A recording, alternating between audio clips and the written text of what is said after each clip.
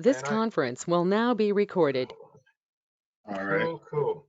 So, man, again, apologize for that. No, you're That goes good. off You're good. technology. It's all good.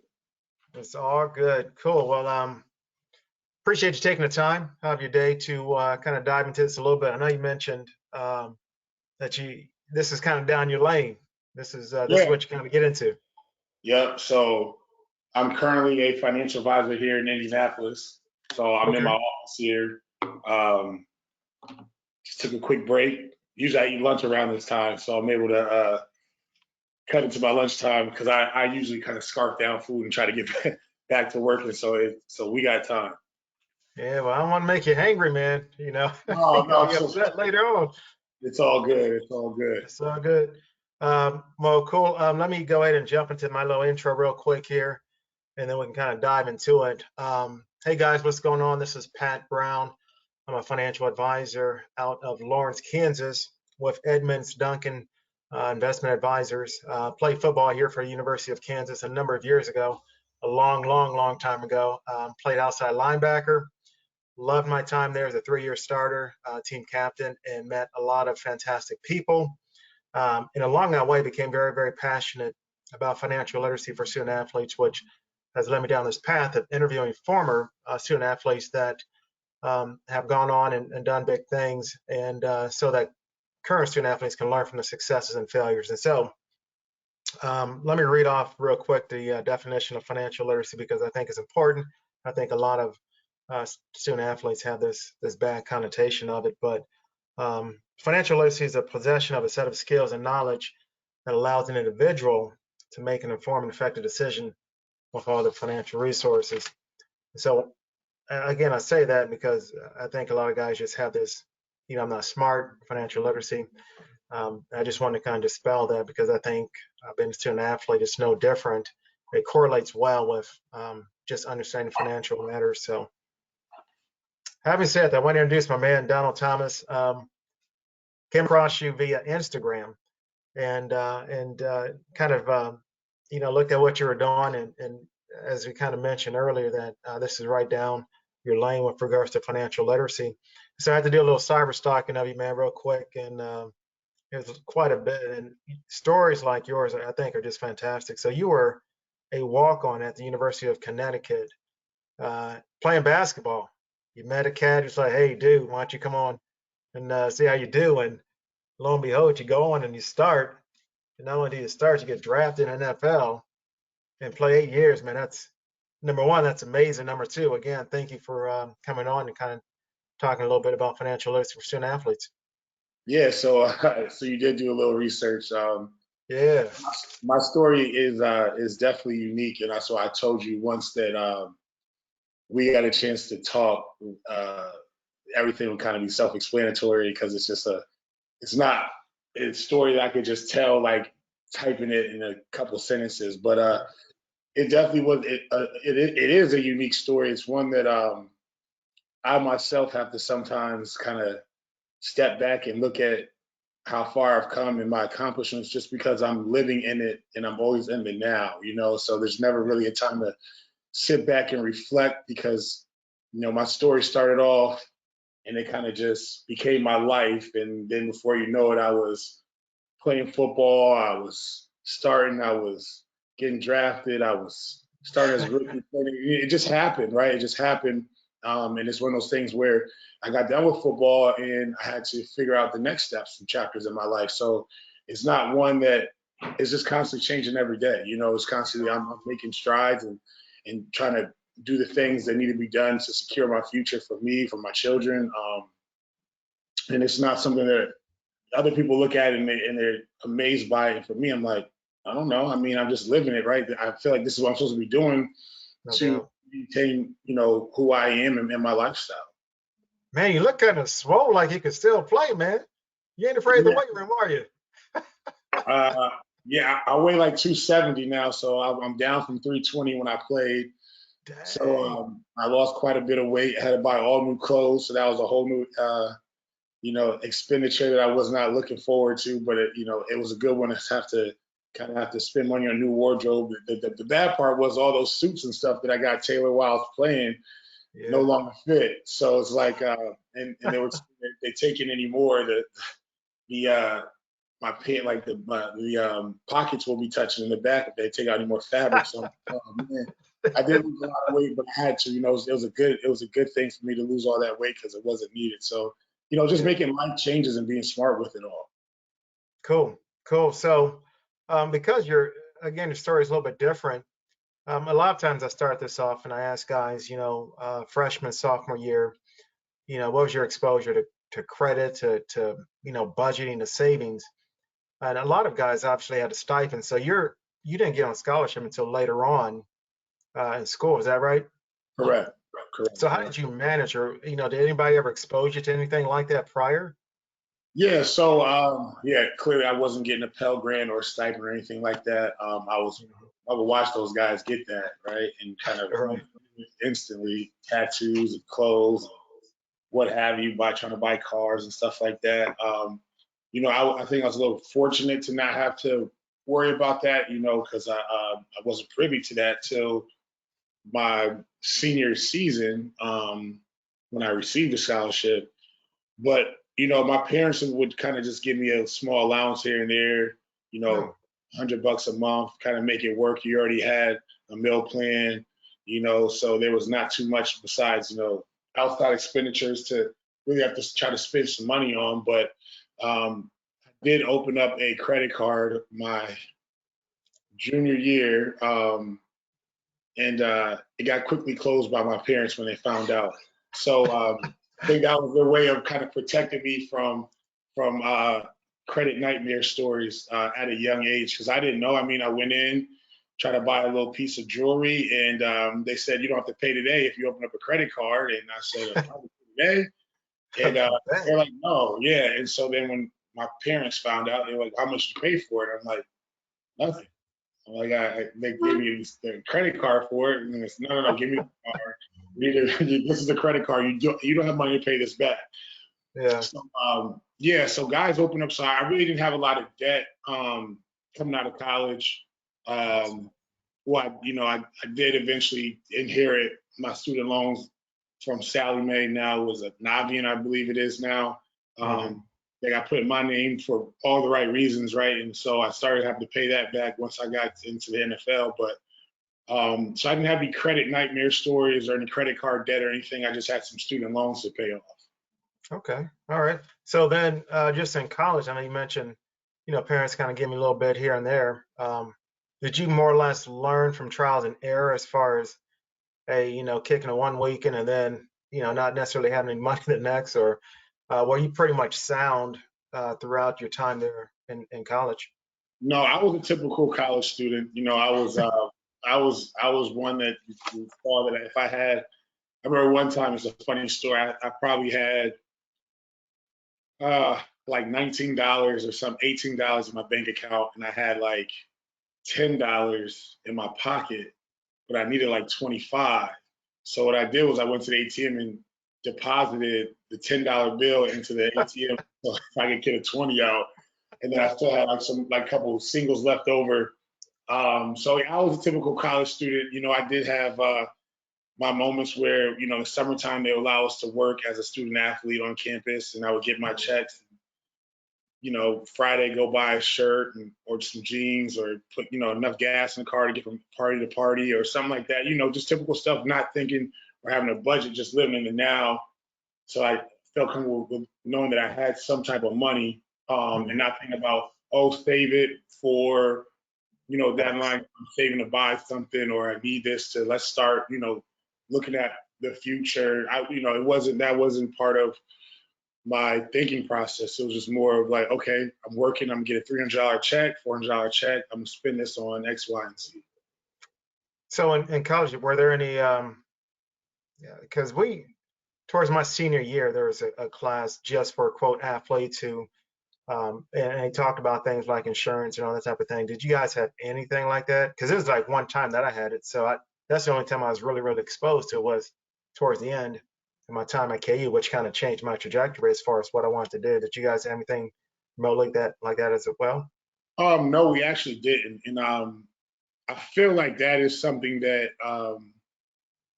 needs to be pushed more into athletes curriculum, student athlete curriculums, because for the most part, and it's not anybody's fault, right? And I tell guys this all the time, like, it's not your fault that you don't know. Yep. You can't feel shame because you don't know. Like, Yep. my parents were hardworking parents. My mom was a school teacher. She became a principal. My dad worked for the Boy Scouts. He worked in New York. He caught the train every morning into the city. And, my parents provided for me and my sisters, right? But my parents were from the deep South, moved up to Connecticut after college, both of them. And I don't know how much they had saved up, right? I didn't know their financial situation, but I knew they did enough to provide for me and me and my sisters, right? And make sure that we have food on the table, clothes on our backs. And I think that the thing is, like, a lot of Black athletes grow up and their parents are in that same boat, or a parent is in that same boat where they don't know because they weren't privy to those opportunities or those situations when they were younger coming Yep. up. They just came up as their mom worked, their dad worked, they get out of school, they work, they provide for their family, and it's just a revolving circle of survival. And there's no Yep. talk of what does this mean? How do we, retirement plans and savings accounts and doing X, Y, and Z to prepare for your future. This is always, I'm making this check, I have to pay this bill, you have these expenses I have to pay for, clothes, blah, blah, blah. And that's all that we see, and that's all that we know. And so guys get out and they get in the real world and they don't know because they've never been privy to those things. And college doesn't have those courses that they provide you for life, right? It's all about educating the major you pick, the curriculum that goes along with it. And it's not about real life issues or applications that need to be, I think, put in to the real world so that when people get out, when student athletes get out, they understand what they really need to be doing and how to, in addition to earning a degree for the field they want to go into. Yeah, that's I mean, you hit on a lot of key points. A lot, if athletes, and from my, I guess, point of view, because we're recruited and enticed and, let's get you in school any way we possibly can, something like personal finance or those classes are not necessarily pushed towards us unless that's a major that we're looking at as far as economics or something of that nature. And so you have that build up, and then of course you get in as a student athlete, and then lo and behold, you are good enough to make it to the next level. So you've gone through that period of time not having any exposure to money, credit, savings, budgeting, and so poof, there you go. You're an instant millionaire. A couple years down the road, what do you do now? Now you got to obviously trust people that you haven't met before, whether it be a financial advisor, whether it be an agent, et cetera, et cetera. So it creates this strange circle, which again, just to your point that, you keep duplicating things and potentially bad habits or future bad habits that may not be the best advantageous. So yeah, that's a good point. Um, so looking back on college, and you probably touched on it, but what would you say was some of the worst financial decisions you made, and what were some of the best, if you had Uh, any? yeah, I didn't have a lot of bad financial decisions that I made. It was just money here today, gone tomorrow, kind of being a teenager. Mm, Um, like I said, I can speak for experience, and I've seen, other guys that got those credit cards and yeah, didn't care about what happened later on. They just knew they could, you know, buy whatever they wanted to do, um, pay for whatever they want to do. The fad was, and I don't know how much it is, it might still be, but it was tattoos back then, right? Everybody was spending $500,000 on getting these tattoos, and they had it look the part, when it was game day with tats yeah, and all that kind of stuff. And so, I think the silver lining behind me not having those, being privy to those amenities as far as getting a credit card and the Pell Grant and all that, was that I was able to learn how to kind of, in a sense, kind of budget a little bit more, because I knew that I didn't have $2,000 Pell Grant coming each semester. And I right, knew, sometimes, like, not being on scholarship, my mom would be like, you're paying for your books this semester.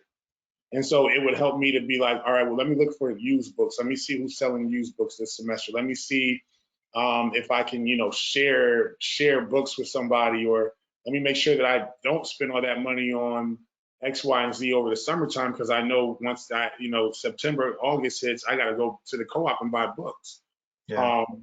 And so I think those are the best decisions that I learned as far as financial decisions of budgeting, right? Because I knew that sometimes my parents wouldn't be like, well, we don't have the money we just, we got student loan for you, but it doesn't cover everything. You Right. have to pay for your books this semester, or you have to do X, Y, and Z. So I think that's what kind of helped me out as far as budgeting goes, or the best financial situations. Coming out of college, I got a financial advisor. And so before I got in the NFL, I think that, just the sense of security as far as knowing that I wasn't going to be the only one making the financial decisions was a great thing. And to touch on your point earlier was that, you said that now you have to trust somebody that you don't know. Yeah. I think that's the main reason why I got into this field now, is because I was there, right? I literally lived it. I was in those shoes. I was 22 years old, getting drafted and having a pocket full of money. And if I were to govern myself, there's no governor on the throttle, right? I'm just gonna I'm boss to and it's just like, you need someone that you can trust that's gonna make the right decisions for your financial life. And guys tend to, they know they need somebody, right? And so some guys just get a financial advisor, say, hey, I got one. And then some really listen to them. But you have to find someone that you trust. Yeah. And when you talk to you, a lot of guys just agree, yep, and they don't understand because they don't want to seem stupid or dumb or ignorant. Right. And so it just takes for that financial advisor to really break things down, build that rapport with them, to be able to work with them, and for them to really trust them, and them to trust that they're making the right financial decisions for them and helping them out along the way. Yeah. Yeah, no doubt. So, and again, this kind of coincides with the last question, but looking back on college now, do you wish that what do you wish you have done different in regards to your money, if anything? So, okay, and people ask me this question, and sometimes they don't have to ask me, I just tell them, like, I wish that I had I wish I would have been a finance major, right? I wish that I would have done some type of economics, majored in business, something like that, because that's going to be the closest life application courses that you can possibly take as far as dealing with your finances, kind of understanding how money works, how retirement plans work, how investment vehicles work, what they are. I wish I had taken that. Now looking back on it, I didn't know I was going to become a financial advisor. Once I got done playing football, heck, I didn't even know I was going to make it to the NFL. Really, right? Realistically, Right. like, my whole story and how fast it happened in the transition. If I had a crystal ball, I would have done those things, but I didn't. So it was just like, okay, well, I was a political science major. I wanted to be a lawyer. Once football became a reality, it was like, all right, well, I want to be a football player and then maybe possibly a lawyer. And it kind of went from there. So, but looking back on it, I wish that I had taken more financial courses. And I wish that, I can't beat yourself up about it. You learn, you live and you learn.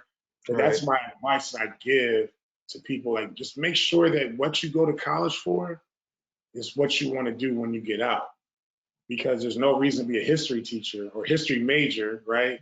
And then you try to go into finance, that doesn't help you out one bit, or be a biology major and then try to go be a manager of a hotel, right? So you should be in a hotel management or something of that sort. So just make sure that you go and you do that field that you are passionate about, that you want to be working, because there's no reason to waste 4 years of education on something that you'll never use.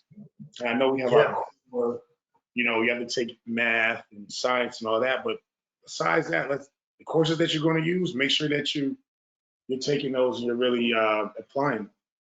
Yeah, And no doubt, I think, you know, of course, like economics or personal finance or whatever, literacy, I mean, that is something regardless of whatever you do, that's going to be something that you would certainly need to know about. Um, so how have the habits that you formed in college affected life after college, or has it? Um, I've it has honestly, I've learned to be resilient. Hmm. Um, you'll as a broke college student, you're never down and out all the way. You might have to sit down for a second and you can't do certain things you want to do because you don't have the finances to do it. I think that once I got in the league, it was complete opposite, right? I had to me unlimited money, right? Money was flowing, and if I spend it today, I look and I have a contract next year, and I'm gonna, make it back, and I'm making more than next year, and Right. things of that. To being, 32 years old, 32, yeah, 31, 32 years old, my career is done now, and you're not getting paid like how you were, and Yep. so you find ways to be resilient. You have to just be mature and grow up, and you have to look back on um, what you did when you were younger when you didn't have any money, right? So like not Yeah. saying I don't have any money, but I'm just saying like for me now my whole perspective has changed, right? I have two children. I went through a divorce. I have custody of them. So for me, looking back on it, yeah, I can go buy this. Yeah, I can go buy that. But I'm saving and I'm doing things for them in the long run. So I'm not going to go buy that, right? I might have to sit down for a minute. So it's just like it's the same kind of thought process as before. It's like, okay, well, I can't do this today. It's not the end of the world, but I'm making a sacrifice for later. And Yeah. so, just like I said with the book situation, I can't go out and spend this money that I have right now because in 2 months, I know I'm going to spend $1,000 on books for the Yep. semester. And Yep. so it's the same thought process. Now the problem is when guys can't uh, they can't turn that switch on and off, and it stays on until it's time. Yeah. That's the issue that a lot of us run into.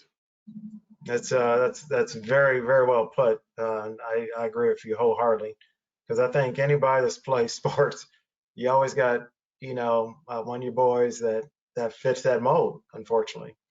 Mhm. So and this is kind of towards the end. We're getting towards the end, but what are some of the pitfalls you hope that your story could prevent to these young student athletes out there that are hopefully listening and watching this? What would you say to a young Donald Thomas? Don't think you're invincible. Don't think you're above any statistic that's out there. Don't think that it doesn't apply to you. Don't think that you don't need to listen. Mhm. Don't be afraid to ask for help. Don't be afraid to be vulnerable, Yeah. right? Put your pride to the side. And I mean that wholeheartedly. Like, a lot of us don't want to admit that we need help. Um, Hmm. we think we have it. It's not going to happen to me, And there's two things that's guaranteed in life, right? Well, we know one after we're born, and we all have an expiration date. Yeah. No matter what it is, when it is, how it goes down, it's going to happen.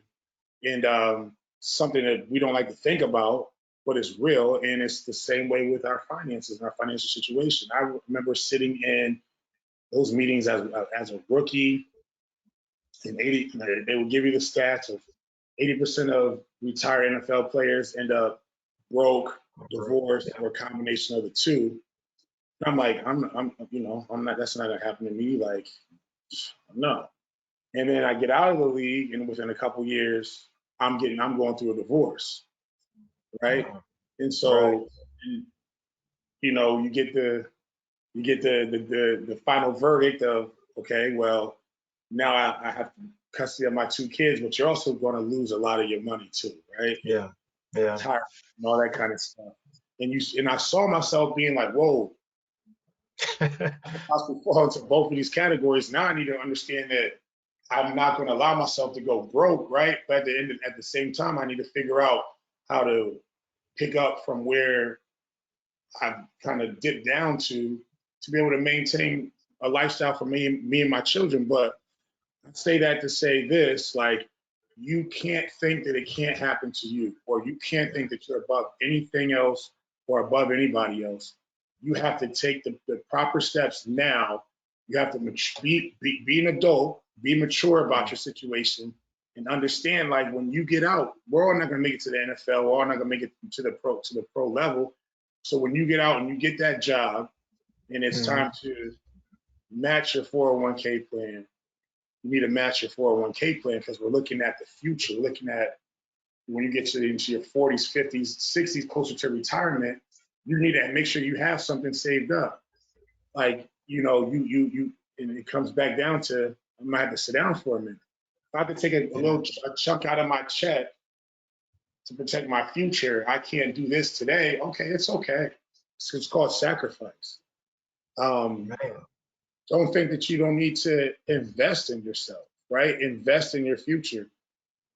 And I'm not a big person on doing the whole day trading Robin Hood deal. Right. Since it gives guys an unrealistic return on something that's so quick, but it's giving them a 30,000 foot view of the stock market. Yeah. And I say that because we both know, like, a diversified portfolio is the best portfolio as far as when we look at investments. But guys really need to look at the long-term play. We need to put money aside. Like, we need to save, right? And the saving is not just putting into a saving account. We need to save by investing. And investing, when I say that, is you really need to invest in your future. Invest in your future. You have enough money for today. Make sure that, right? But then we need to invest in our future. And I think that if we can educate as many young athletes as possible to understand that, and to not look at themselves as being 22, 21, 19, whatever it is, and look at themselves as 35 and up. And I say that to athletes when I talk to them, like, listen, if you could talk to 35-year-old Rob today, what would you tell him? Guess what? I'm 35-year-old Rob looking at you, right? So let me reverse it. Let me talk to you like I would talk to myself if I knew any better. And you have to look at it from those lenses. You can't just think that you'll never get to that age and you're going to be in the same financial situation that you are today. Because the reality of it is you're not, right? And so you just have to make sure that you keep progressing, but keep understanding that I need to save today. I need to invest today for tomorrow, for the future, so that I'm not looking back on it and just saying, okay, I made this check. I'm going out to the bar on Friday, Saturday night, hanging out, buying this, buying that, and not really living for the future. You got to live for the future.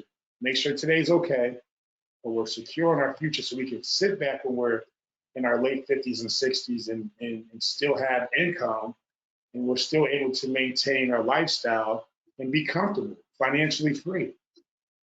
Yeah, man, that's that's a powerful testimony what you just said as far as just stats and just looking back and like, hey, half of that's me. That's one portion.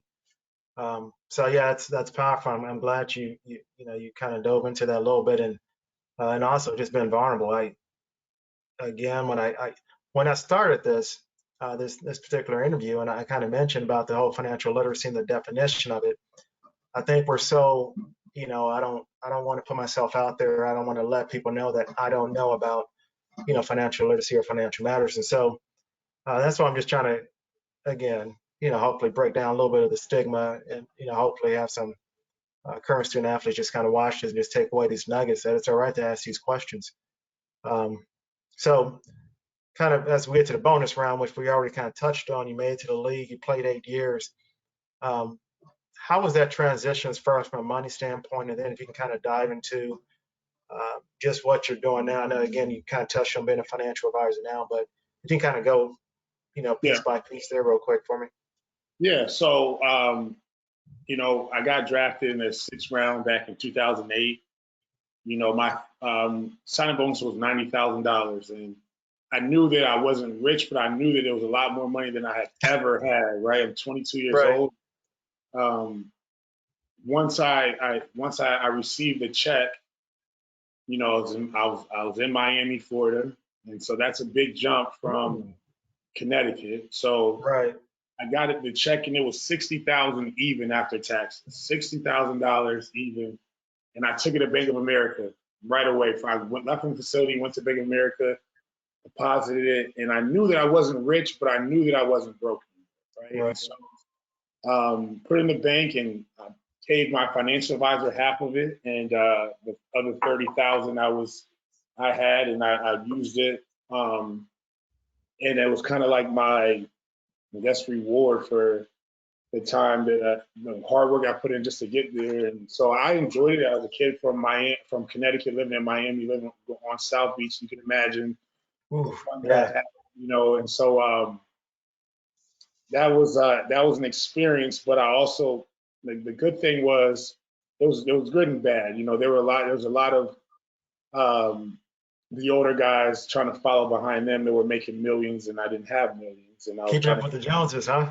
keeping up with the Joneses, and there's something that will get you out in the cold faster than you know, right? And so Yeah. I had to learn quick. I can't do what they do, right? And so I don't Yeah. have the luxury of doing that yet. And honestly, I always in the back of my head was like, I don't know if I would do that, right? Like I don't know if I would just spend money on cars and jewelry and clothes and all that stuff. Like it's just never been me because I wasn't raised that way.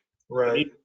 even once I had some money, it just wasn't me to just try to blow it to impress people. And I think that's the main thing with athletes is they just want to impress people that they have money. And Floss. it's lost, right? So I gotta have the latest of everything. And the reality of it is, let's make sure you have that money when you're 40, right? And so, but I always said to myself, I said the worst thing I ever want my son to say to me is, like, Daddy, didn't you used to play in the league? Like, why? Like, what happened? Right? Like, that was always a nightmare. I remember one of my teammates, I won't say his name, but he was like, he had a son, and I was like my first, second year in the league. He was like, yeah, when he turned 16, I'm gonna buy him a Lamborghini. And I was just like, Okay. and I was like, why would you do that? For a 16-year-old, I was like, and he was dead serious. He was serious too. And like lo and behold, I talked to him a few years ago, and he has a job, but he said, I used to get paid $60,000 to lace up my cleats for practice, and now that's how much I make a year. And it was just like wow, like Yeah. he fell into the stats. He got a divorce. His ex-wife took half of everything, and he didn't save it. He spent money like it was no tomorrow before he got out the league, and so he was forced to do the job and he was forced to do what he had to do, right? But it was a Yeah. far cry from him living in that $1 million house and having every car and toy that you can imagine, jet skis and all that kind of stuff that he was buying, like there was no, money wasn't an object. So I went from seeing that kind of stuff to always kind of being the underpaid guy. I went in the 6th round and I wasn't the highest draft pick, and wasn't the highest paid, to kind of really having to grind my whole career because I knew that the money that I was making right now wasn't going to hold me over for the rest of my life, to finally, getting that big break when I went to New England and playing for those 2 seasons, to hitting the free agency market as an unrestricted free agent, to being able to kind of choose where I went and for the most money. And so I signed a 4-year deal that was, my biggest contract that I ever signed. And so it was a chance for me to really, make a big statement in my bank account to save and have money for the future. And once I finally, started touching 7 figures, to me, I had been around those guys that had it for so long that it wasn't something that I was like, well, I just need to go and blow money or feel like I've made it because of that. It was more so, okay, well, finally you got to this point, and when I finally reached that status, I was like 27, 28. So I had been around for like four or 5 seasons already. Mm-hmm. And now I had that type of money, and I was like, I'm saving this. I'm gonna make sure that I don't blow this. Like, yes, I'm gonna have a nice car. Yes, I got my wife a nice car at the time. Yes, I bought a decent sized house, but I didn't go out of my means to do that. I Right. had made sure that I put money aside. I was making sure that I was investing, making sure that I was saving. I was making sure I was doing all those things. so that I was able to have money set aside for the future. So once I got out of the league, and my career was over with, I wasn't hurting for money. But at the same time, I knew I needed to start doing something because I didn't want to start cutting into the money that I had made. So that's why I bought into a franchise. I started up my own business. So I had some type of income that was still coming in. I think guys try to rely on the money that they have and just all withdrawals, all withdrawals, all withdrawals.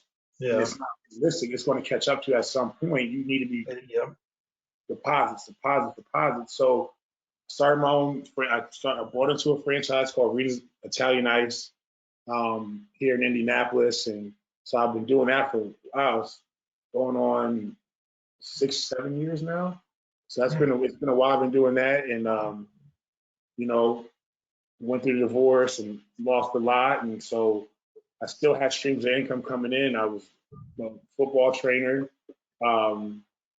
so those are things that aren't breaking the bank, but at the same time, I'm not having anything going in, and to the point where I was like, well, I need to be doing more working with athletes, but I don't want to be a coach, right? I can't be a coach, Yeah. but in my mind, I was like, well, I need to find something, and somebody I knew from the gym introduced me to the financial firm here in Indy, and it was a perfect fit. And it just made sense for me to be in this field of being able to work with athletes, because you don't see former professional athletes becoming financial advisors to help work back with them so that they don't go down the same road that they possibly went down, or to make sure that they just have a successful financial life and they're not taken advantage of.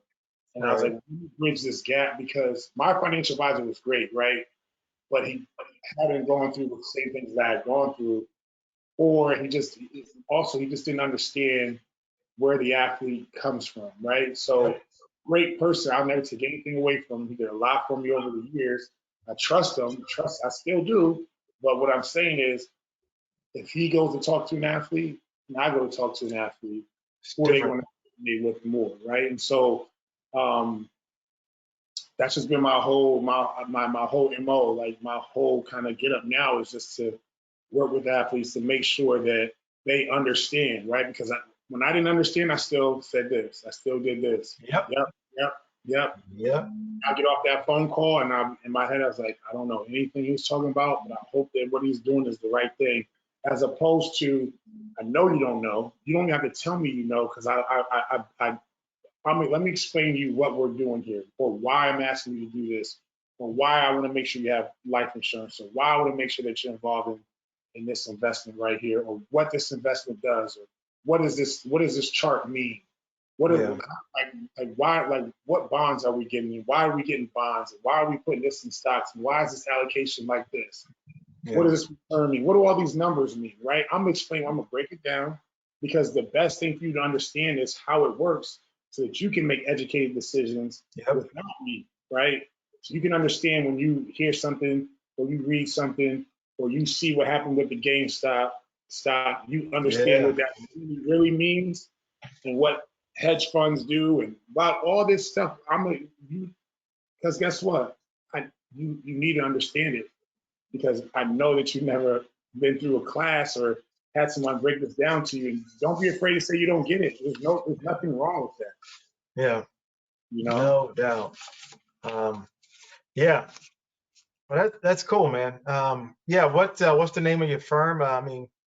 Yep. So I'm with Invest financial firm here in Indianapolis. So it's INVST.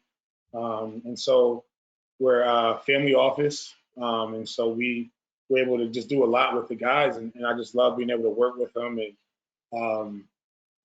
just fun atmosphere. And, I think guys are really, once I'm able to really talk with them and really break things down, they're able to really understand where I'm coming from and know that it's all coming from a good place. And I just want to see them succeed, because this window's so small.